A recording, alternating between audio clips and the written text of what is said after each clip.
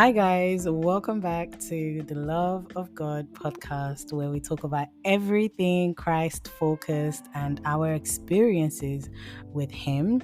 So, today we will be carrying on with the prodigal daughter segment, where I was telling you guys how I was born into a Christian household and how I lost my way and how I found my way back to Christ. So, in the first part of the segment, we talked about my early life with God and how I was heartbroken by the church. And today we will be talking about how I got deep into Buddhism. Okay, Buddhism. Like, say I know anything about Buddhism, but I really thought that was where I was going. And eventually started being very unstable and it gets dark. Okay, so trigger warning right now. It gets really dark for me at some point in this podcast. So I'm going to still talk about these things because, for one, the first episode just left me so free, so off the shoulder. Like, I just felt like I needed to share my story. So when other people listen to me, they can actually trust me with their story, or when I do speak to other people, they can go back and do their research on me and know that, hey, this girl been through things, like she's been through things. So I'm excited to share this with you guys. This is not to bring myself down. This is honestly to just uplift others and show others that there's literally no harm in sharing your story, and truly you don't know who you're going to help out there. So let's go right into it. So the last time we spoke, or the last part where we left off, was me being evicted, and I was basically homeless for about 11 weeks. This was crazy because the couch surfing was ridiculous. Like, it was so bad. But God helped. He was low-key with me. Like, I feel like God was always with me. I don't know how to explain it. I feel like there are so many things I went through in my life that I shouldn't be here right now. Guys, I really shouldn't be here right now, but glory be to God, we are here. Okay, we are here. So I managed to save up for my flat. I moved in, I started working again. I was gathering my skills for nails, and because I hadn't been home in a very long time, my brother decided or insisted we go visit my mom. If you guys don't know, I mentioned in the podcast last time that my mom had left the country. She retired, so I was basically by myself, but I do visit her. So whenever I gather up some money, I do used to go visit her. Imagine I would spend all my money just going to go and visit my mom in Nigeria. But it was fine because that's my mom. And I truly was losing my plot, guys. Like, I was going mad. So I needed to be around my family at the time. So it was a nice surprise, but it was at the worst time because I couldn't afford to go on holiday at that time. Like, it was almost it was too bad. It was not the right time. I was just managing to get back on my feet, and boom, I have to leave again. So I had to give up my flat. It sounds crazy. I only lived there for like, I think 3 months, 4 months, and I had to give it up because I couldn't afford to be renting arrears again. You know, I said to myself, you know what, if I can manage the first time, I'll do it again. Do you know what I mean? I'll figure my way out. So I decided to give up the flat, and I took the flight and I went to go see my mom. And now I feel like when I was in Nigeria, or whenever I go to Nigeria, because it's almost like I can't smoke, I can't party. I literally am just in my mom's house. I don't get to do anything. I'm not one of those girls that travel back home and they go out and they party. Like, I wasn't allowed. When I go to my mom or I'm around my mom, I'm not allowed to do anything. I guess that's where the rebellious side comes out of, because I was never allowed to do anything apart from go to church, go to school, and come back home. So I obviously couldn't smoke when I was there. And I mentioned before that whenever I don't smoke, I have dreams. Like my dreams, I don't know if I mentioned this, but here's the thing. Whenever I used to smoke, the main reason I used to smoke was because I had really vivid dreams. I've been having bad dreams, sleep paralysis ever since I was like 15. I remember my first sleep paralysis was when I was 16, and it was the scariest thing of my life. It was the scariest thing. I literally, it's exactly how they describe it. You think there's someone in your room. I didn't sleep in my room for like 2 weeks straight. I was sleeping on a couch. My mom couldn't understand why, although she prayed for me and, anointed the whole house and everything. But I didn't sleep in that room for time. So obviously I'm not smoking. Dreams are coming back again. And normally I used to use the weed to suppress my dreams. A lot of people might not think that makes sense, but it did to me. Truly, like the whole time I used to smoke, I never used to have dreams. I never. So while I was there, my dreams were coming back slowly but surely, and it was getting too vivid, and I felt like I was stuck. I didn't know what to do. So around the time, my stepdad was one of the people that really started planting the seed of God within me again, and just kind of keeping it alive. He bought me my first Bible, bought me a devotional as well. It was more like a prayer book, but it was very much devotional, teaching people how to pray. So I really appreciate that because it came at a perfect time. But after the trip, when I came back to London, I had nowhere to stay. Like I was literally homeless all over again. And I had a guy that I was seeing at the time that helped me with an Airbnb. But eventually I saved up enough to get a flat. So I was in a very, very small flat, living landlord, very, very small room, not even a flat, because I couldn't even afford anything like that. The rent was like £300, guys. It was so cheap. And I felt like, wow, I'm 25, gone. Like I've really not 25, and I felt like I haven't achieved anything. I'm still renting small rooms. I don't have my own flat. I don't have my own space. Like at this point, what's going on with my life? Then boom, boom, I got pregnant again. Guys, this was mad. I don't think anyone understands how much I cried. I was vomiting while I was crying because the minute I found out I was pregnant, I felt like all the pregnancy symptoms really came to like 1010. And when I told the guy that I was pregnant, he told me point blank, very, very point blank, simple and straight. He looked me dead in the eyes and said, "You need to get rid of it." And I was like, excuse me? I have never, at least my ex was cowardly enough to run away. Like, I don't know what's worse.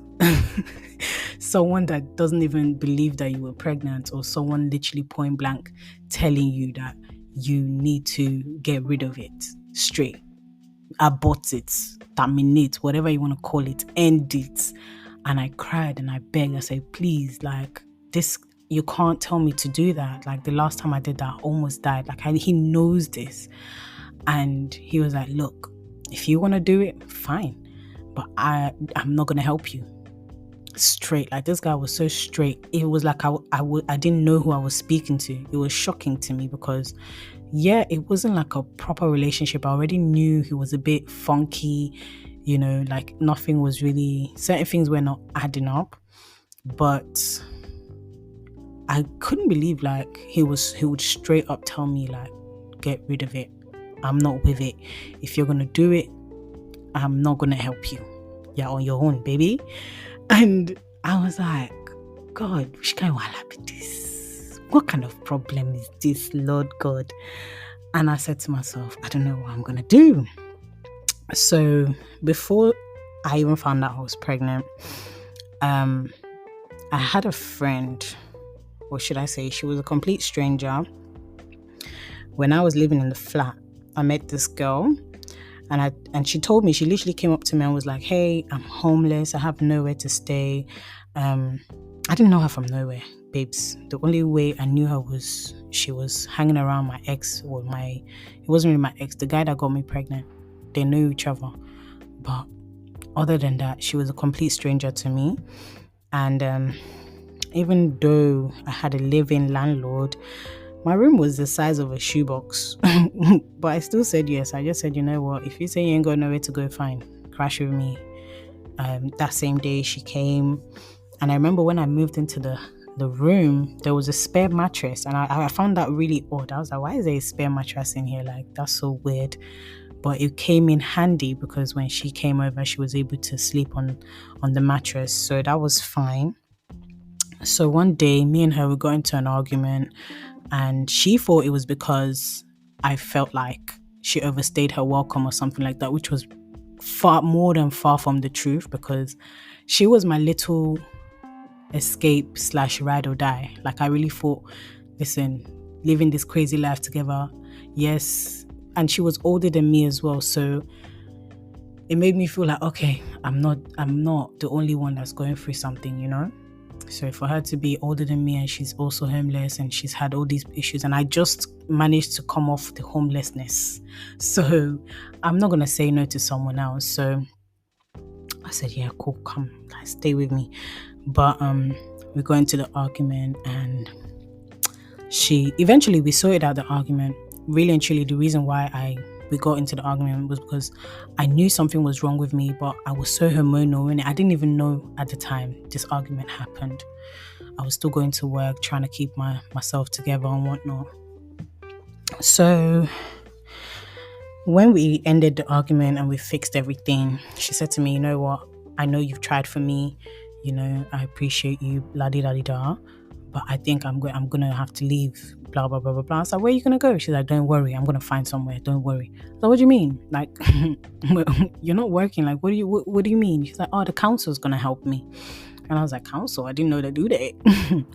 I didn't know they do that. I had lived in the UK for over 10 years, and I've never, ever gotten support from the council, any universal credit. I didn't even know what that was. Like, truly, because I lived in Austria before I moved to the UK. At 15 to be exact, but I turned 16 in the UK. And I've always worked. I've always paid my own rent. I've always sorted myself out. I've never really asked for any handouts from the government before or anything like that. So it was very foreign to me. She was like, bet, I'm gonna get flat before you come back from work. So what are you talking about? You sound crazy. And if that's what, if you can do that, then I will believe you. Like, I literally remember saying to her, I will believe you when I see it. Girl. Lo and behold, before I got back home, this girl was already telling me that I've sent her to this particular, I won't obviously disclose where she lived, but they sent her to this particular place, and this is where she's gonna go. It's a this, it's a that. I said, "Rah, they did that for you? How they do that? What they do there? How they do that? I need to know." So she told me how she got it done, but I was just like, I can't. I was very reluctant. I couldn't do it. I was like, it's fine. I'm just going to stick to my house and manage myself, you understand?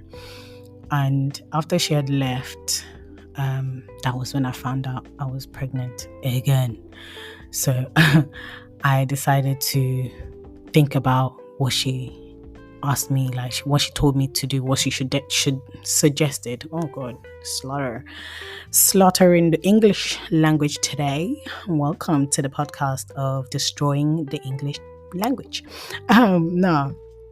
So basically, I thought about it, and I was like, you know what? What's the harm? Like, what's the harm? Let me just go to the council and see if they can help me. You know, like just see what they're saying. So I went there. Obviously, they couldn't help me because one, although I'd been living in the UK for 10 years, I did not have a British citizenship. So I wasn't eligible.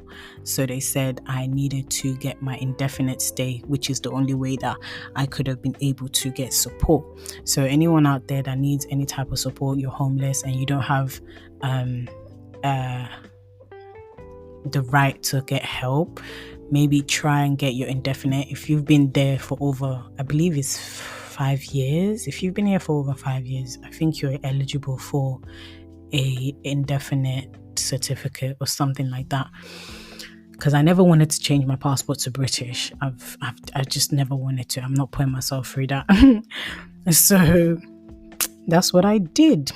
So once I did the application and sent it through, it took about 2 weeks to come back. I kept putting pressure on them, saying, look, I can't work. And I'm pregnant. Like, I don't know where I can go, because I literally was sick all throughout my pregnancy. I have very, very high hormones. So even throughout that first few weeks of me knowing that I was pregnant, I was sick every single day. I had hyperemesis, so I was just vomiting. So after the application came through, they said, you know what, we still don't have any houses. They actually treated me so bad, guys. Like, the council, Woolwich Council, it's not for the weak-hearted, I tell you that much. So they decided to help me with a charity. So they pointed me out to a different charity, completely separate from the council. And God, when I say it was God that brought that woman to come outside to help me, because they were ready to kick me out. And it wasn't like I was making trouble. They confused me with another girl that was making trouble, and they thought I was the girl. And the woman came outside to see what the commotion was, because I was upset. I was like, this is my first time being here. Like, how are you guys treating me like this, bro? Like, but she came out to see what this commotion was about, and then she sat down with me, and then she told me, this is what we're gonna do.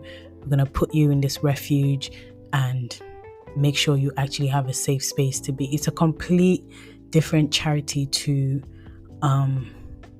it's a charity. I believe it's owned by a newspaper. I can't remember what newspaper it was, but they were very supportive, very, very supportive people. When I moved to that when I moved to the refuge, it was like a huge weight was lifted off my shoulder, bro. Huge weight. I just felt like, God, is that you? But I still wasn't sold on him, because I was still in a very sticky situation. Like, I'm pregnant again. The owner of the child is literally telling me to get rid of it. I'm homeless technically. I can't work. I'm sick. Like, everything was negative. And I thought to myself, Dorinda, I really remember I sat there and I said, Dorinda, are you really going to have a child in this refuge?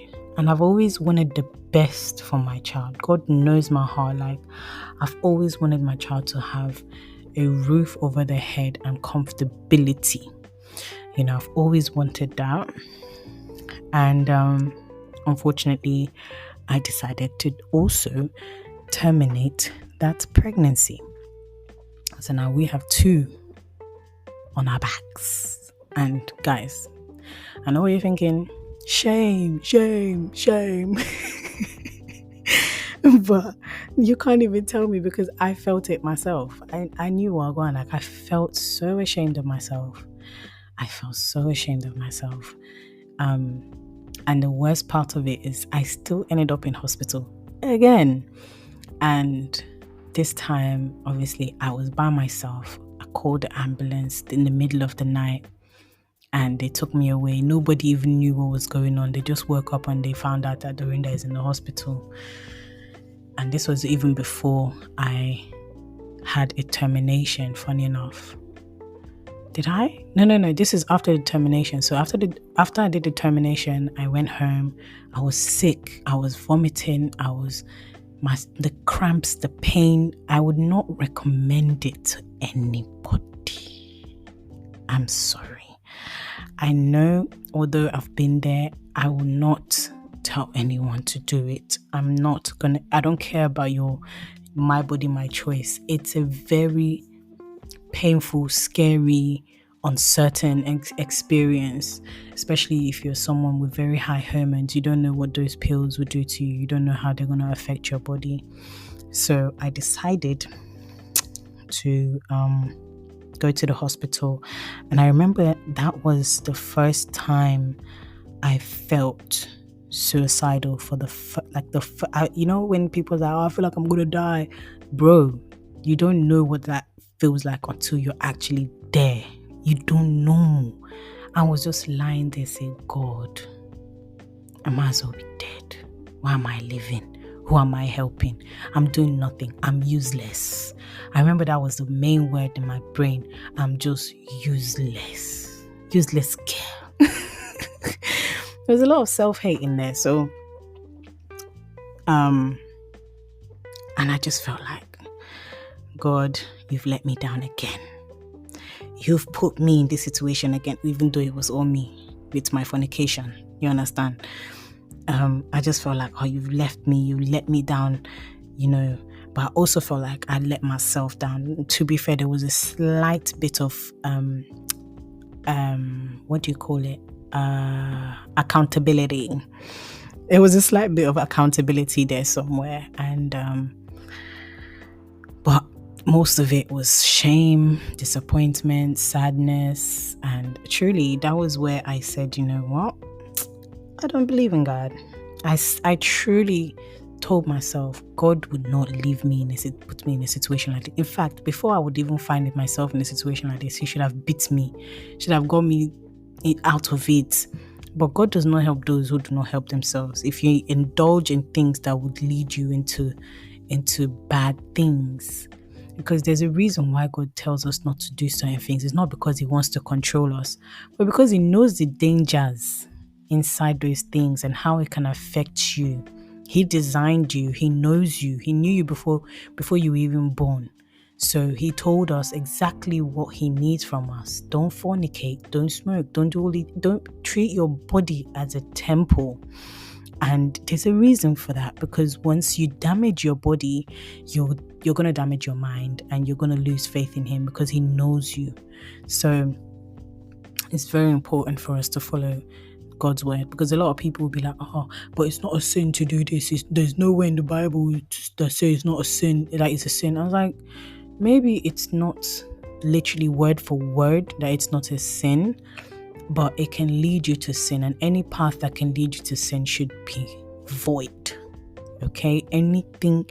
I don't care if weed is medicinal and this. If you know it can lead you to sin, like, your discernment has to be strong. If you have no discernment, I don't blame you. You can do whatever you want.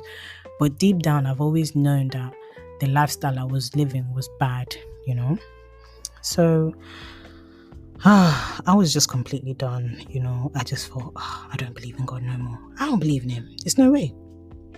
So now I started to look into Buddhism, right? So I came home one day, started watching a lot of spirituality videos. I started learning about, Buddhism and yada, yada, yada. I was ready to pack my load and move to India. Like, no joke. I was ready to leave. But I was still kind of like gathering more information and trying to figure out, like, okay, if I make this decision, where am I going to live? Where am I going to get money from? I didn't have no money. I couldn't go nowhere. Really, actually, I couldn't go nowhere. So I went back to smoking again, burning. Because obviously when I was pregnant, I stopped. One thing I thank God for is that whenever I wasn't sure about something, I generally stop doing it. Because like I said, I always say to people, like, smoking weed had me in a choke hold. Like, it had me on my neck. Like, I don't think anybody understands. It had me on a choke hold. So I started doing that again. I started experimenting with crystals and trying to understand the chakras, trying to, like, I literally had an experience where I astral projected, not on purpose, but I astral projected, and I opened my third eye in the process. And if you know anything about all these spirituality things, you know what I'm talking about. But if you don't, then please don't go and find out. Don't. So that's what happened, and I astral projected in broad daylight. Like I was so high, guys. It was ridiculous, but that's where we were. That's where I was. And the maddest thing was, because I was doing these things. When I started doing these things, I felt like, wow, I can actually take control over these things by myself. I can do this by myself. And the Bible says, do not lean onto your own understanding. Pride comes before destruction. So I was so proud of myself that I could do these things and I could understand these things, but that was not where God wanted me to be at all. So this is where we're going to end this part 3. Don't worry, part 4 is coming right up. But I just wanted to leave you guys with that saying, it's very deep. I understand that a lot of this information is like, girl, why are you telling me this? Why do we need to know this? Because I don't know yet. This is what he told me to do. I even remember yesterday I was thinking to myself, God, what are people going to say? What are my family going to say? What are they going to say? But God just kept telling me, like, tell them I sent you. Tell them I sent you. Because I was like, who asked me to do all this? God did. He did. If you have an issue with it, go have a conversation with him about it. Not me.